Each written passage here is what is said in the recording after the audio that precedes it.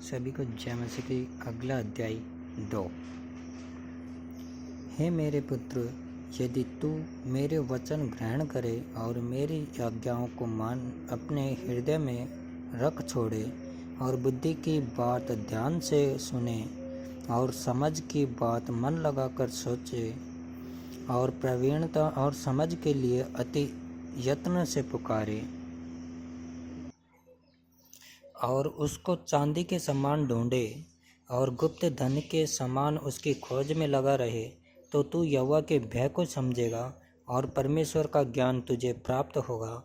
क्योंकि बुद्धि यहोवा ही देता है, ज्ञान और समझ की बातें उसी के मुंह से निकलती है। वह सीधे लोगों के लिए खरी बुद्धि रख छोड़ता है। जो खराई से चलते हैं उनके लिए वह ढाल ठहरता है। वह न्याय के पथों की देखभाल करता और अपने भक्तों के मार्ग की रक्षा करता है। तब तो धर्म और न्याय और निष्पक्षता को अर्थात सब भली भाली चाल को समझ सकेगा। क्योंकि बुद्धि तो तेरे हृदय में प्रवेश करेगी और ज्ञान तुझे सुख देने वाला लगेगा। विवेक तुझे सुरक्षित रखेगा और समझ तेरी रक्षक होगी, ताकि तुझे बुराई के मार्ग से और उलट फेर की बातों के कहने वालों से बचाए।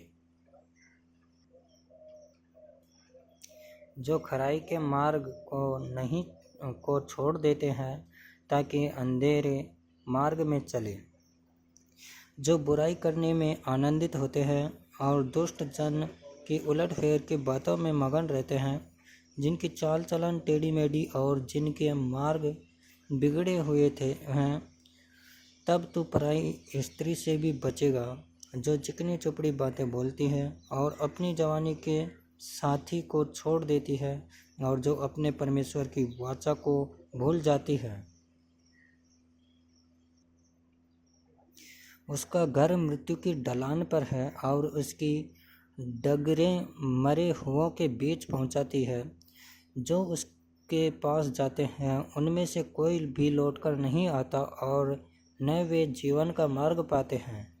तू भले मनुष्यों के मार्ग में चल और धर्मियों के पथ को पकड़े रह, क्योंकि धर्मी लोग देश में बसे रहेंगे और खरे लोग ही उसमें बने रहेंगे।